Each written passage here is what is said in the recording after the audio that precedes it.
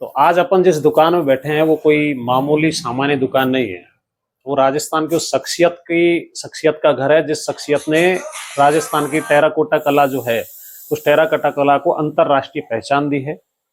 और उनका नाम मैं पद्मश्री अपने मोहनलाल जी जो कुम्हार साहब हैं उनके घर पर बैठा और आज उनके बेटे हैं उनके साथ में बैठा, उनसे थोड़े दो बात उनके बारे में पूछते हैं। तो अंकल जी, ये कला कैसे बनती है, कहाँ से शुरुआत हुई, किस प्रकार आपके पापा जी ने अंतर्राष्ट्रीय स्तर पर नाम किया, आप भी इस कला में लगे हो तो आपको भी कितने पुरस्कार वगैरह मिले हैं और सरकार इस कला के लिए क्या प्रोत्साहन कर रही है? ये मेरा एक ओपिनियन यू है क्योंकि मैं आर्ट एंड कल्चर पढ़ाता हूँ, कला संस्कृति मुझे भी आज आपसे सीखने को कुछ मिलेगी। नमस्कार, मेरा नाम राजेंद्र कुमार है। मैं मुरेला का गांव का रहने वाला हूँ और ये मेरी जो आर्ट है टेराकोटा मुरेला क्ले वर्क, ये करीबन 800-900 साल पुरानी है, जो जनरेशन टू जनरेशन हम लोग करते आ रहे हैं। मैंने मेरे पिताजी से सीखी, मेरे पिताजी ने दादाजी से सीखी, इस तरह से हम लोग ये करते आ रहे हैं। और ये पहले जो हम लोग जो बनाते थे मूर्ति, वो मंदिरों में पूजने के लिए मूर्ति बनाते थे। देवनारायण है, धर्मराज जी है, काला गोरा है, ताका जी है, दुर्गा है, चामुंडा है, इस तरह की बहुत सारी मूर्तियाँ बनती थी और जो अभी भी बन रही है और ये चलती है। लेकिन 81 के बाद पिताजी ने कुछ उसमें चेंजेस किए हैं।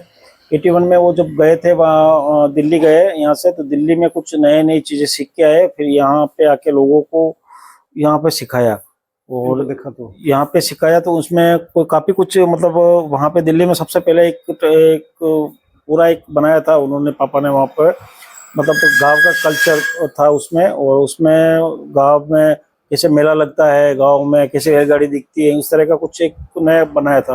और जब फर्स्ट जो बना था वो भेजा था इंग्लैंड के अंदर, जो पहला फिगर बना था, मतलब मूर्तियों से हटके कुछ अलग ही बना था ये। उसके बाद फिर सेकंड टाइम में अशोक यात्री निवास दिल्ली के अंदर होटल थी, उसमें लगाया। उसके बाद धीरे धीरे यहाँ पे लोगों को सिखाया और उसके बाद धीरे धीरे काम चालू हो गया। बाकी मूर्तियों से हटके इस लाइन पे आ गए टाइल्स के ऊपर, जिसमें कहानियां आ जाती है पूरी। कोई भी कहानी दे दो आप टेराकोटा के अंदर, जैसे हम लोग कहानियां बना देते हैं। अच्छा, जैसे कोई महाराणा प्रताप संबंधित कहानी? बिल्कुल हाँ, महाराणा प्रताप संबंधी कहानी होगी तो पूरी महाराणा प्रताप की, जैसे देवनारायण जी संबंधित कोई कहानी? बिल्कुल, देवनारायण संबंधित कोई भी कहानी होगी तो पूरी बना देंगे। पृथ्वीराज चौहान पे है। अच्छा। या फिर आप ग्रामीण जनजीवन पे जो है, भी अपन विषय रखते हैं उस विषय को आधार बना, धार्मिक आध्यात्मिक जो भी होता है। अच्छा, ये एक मिनट में पूछना चाहूँ अंकल, ये बनती कैसे है, मिट्टी कहाँ से आती है? ऐसा मानते किताबों में तो कुछ कह रखा है, तो वो यहाँ पे यहाँ की जो जगह है, 2 जगह है यहाँ पे मुरेला के अंदर। एक 16 का सापर है। अच्छा, 16 का सापर। हाँ, वहाँ 16 उमरा हुआ करते थे जब मेवाड़ शासक के उसमें उनका युद्ध हुआ था, उस जगह का नाम 16 का सापर पड़ा। जहाँ पे महाराणा प्रताप का और मुगलों का युद्ध हुआ था, उसमें मुगलों की सेना का पड़ाव भी 16 का सापर में था। एक तो वो मिट्टी के ऊपर मान्यता मानी जाती है कि मूर्तियों के अंदर वो मिट्टी जरूरी मिलानी जरूरी होती है।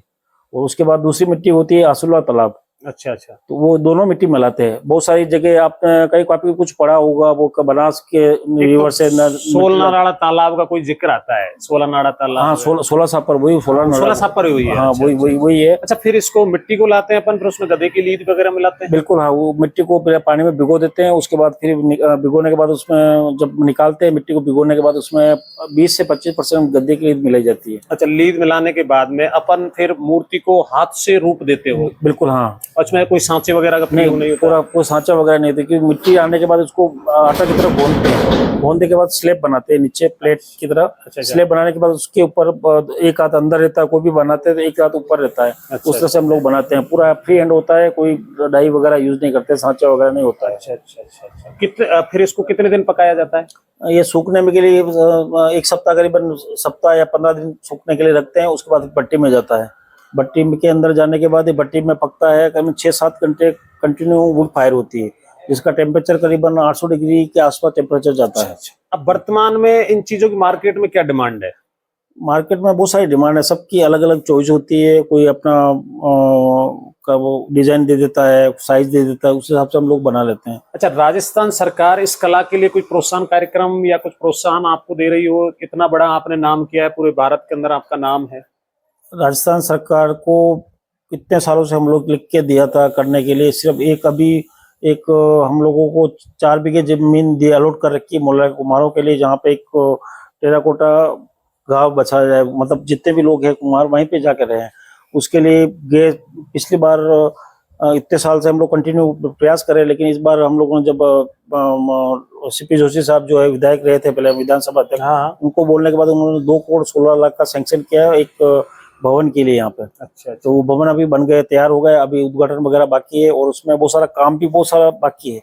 लेकिन कुल मिलाकर मुझे नहीं लगता कि सरकार शायद इस कला की ओर ज्यादा ध्यान दे पा रही है। नहीं, सरकार की तरफ से कुछ नहीं, जितना भी हम लोग डेवलप करें खुद अपने हिसाब से कर रहे हैं, बाकी सरकार की तरफ से कोई वित्तीय सहायता नहीं मिलती है, ना कोई मार्केटिंग थोड़ा बहुत मिल जाता है। मतलब राजस्थान सरकार की तरफ से मार्केट नहीं के बराबर है, और जितना भी मिलता है सेंट्रल गवर्नमेंट की तरफ थोड़ा मार्केट मिल जाता है। मुझे बड़ा अफसोस हो रहा है कि जिस कला के लिए राजस्थान जाना जाता है देश भर में, इनके पिताजी ने इंग्लैंड तक इस कला को विस्तारित किया, आज उस कला की सरकार की अनदेखी है। तो ये सरकार से मेरा एक अनुरोध है, और ये कलाकार महोदय मेरे साथ राजेंद्र जी बैठे हुए हैं, इनका भी अनुरोध है कि सरकार पर्याप्त रूप से ध्यान नहीं दे पा रही है। एक ऐसे कलाकार के घर बैठा हुआ हूं जो राष्ट्रपति पदक से सम्मानित हैं, आपके स्वर्गीय खेमकरण जी प्रजापति जी हैं, और उनके सुपुत्र आज हमारे साथ हैं। उनसे जानते हैं ये किस प्रकार से बनती है, कैसे इसको पकाते हैं, क्या करते हैं। तो आप अंकल जी, आपका शुभ नाम? लोगरलाल कुमार। अंकल जी, इसके बारे में बताइए, कहाँ से तो मिट्टी आती है, कैसे इसको बनाते हैं, किस प्रकार से इसका पूरा वो सिस्टम रहता है? सर, ये मिट्टी हमारे गांव के पास में 2 किलोमीटर दूर है, वहाँ से मतलब 16 का छापर उसका। कोई तालाब का नाम बताते हैं? नाड़ी है। अच्छा। फिर उसके बाद कैसे प्रोसेस होता है? और एक भैया बालू मिट्टी आती है, चिकनी मिट्टी है हमारे पास में, आउला तालाब है, वहाँ से लाके दोनों मिक्स करके इसमें गड्ढे की लीद वगैरह मिलाते हैं, और फिर बाद में इसको प्रोसेस रात को मिट्टी पूरी भिगो देते हैं, सुबह में उसको मिक्स करके आटा भूनते हैं, जिससे भून के तैयार करते हैं। फिर हाथ से मतलब सारी, जैसा कि मैं देख रहा हूँ अंकल जी, ये जो कृति है ये आपने हाथों से बनाई है? हाँ, ये हाथ से बनी है। अच्छा, इसके सांचे वगैरह नहीं होते इसमें? इसके कोई सांचे वाचे नहीं है। सांचे नहीं होते। अच्छा, इसको बनाने के बाद कितने दिन तक रखा जाता है फिर? ये सूखने के बाद अभी सब मौसम के हिसाब से है, अभी 15 दिन ही लग जाते हैं सूखने में। 15 दिन लग जाते हैं। गर्मी में तो 3-4 दिन। आपके पिताजी के बारे में 2 शब्द, उनका नाम, कब राष्ट्र कोई पुरस्कार मिला? हाँ, मेरे पिताजी का नाम खेमराज जी कुमार है, मोलेला गांव में। उनको 1981 में राष्ट्रपति पुरस्कार से सम्मानित किया गया था। उस समय नीलम संजीव रेड्डी राष्ट्रपति थे। अच्छा, आप कब से कितने दिनों से काम कर रहे हो? विदेश में भी गए हुए हैं, बाहर अपनी कला को प्रदर्शन करने के लिए, पोलैंड, जर्मनी, जापान। अच्छा, आपको कोई पुरस्कार मिला इस कला के लिए अभी तक? मैंने राज्य स्तरीय से पुरस्कार लिया है। अभी और चल रहा है? अभी प्रोसीजर चल रहा है। मुझे बड़ा अच्छा लगा। आप दोस्तों देख सकते हो, आप कृपया इनको एक थोड़ा सा पास जाके इनको दिखाएं, जिससे कि पता लगे। वो मूर्तियां लगी हुई है आपकी उधर दीवार पर, पीछे साइड में सब जगह। ये सांचे देखिए, एक अद्भुत कला है, क्योंकि बिना सांचों के ये बनाना बड़ा टिफिकल्ट काम है। आप देख सकते हैं, मैं अंदर उनके मकान में बैठा हुआ हूँ आज, और मुझे बड़ा अच्छा लगा कि राजस्थान सरकार जो है इस पर पर्याप्त रूप से ध्यान देती है। ये कला जो है उत्तम रूप से और अवतरित विकसित हो सकती है। तो आपके साथ टाइम स्पेंड किया, धन्यवाद कर लिया, आपने हमें जानकारी दी, और हम उम्मीद करते हैं कि आप ऐसे इस कला को निखारते रहें। इस कला को जीवित रखने के लिए काम कर रहे हैं। हाँ, बस इस कला को जीवित रखें, क्योंकि राजस्थान कला संस्कृति में इस कला का एक अनुपम स्थान है। और मैं आर्ट एंड कल्चर पढ़ाता हूँ, तो मैं करौली से आपके पास विशेषतः आया हूँ इस कला को जानने के लिए। मेहरबानी सर। थैंक यू, धन्यवाद।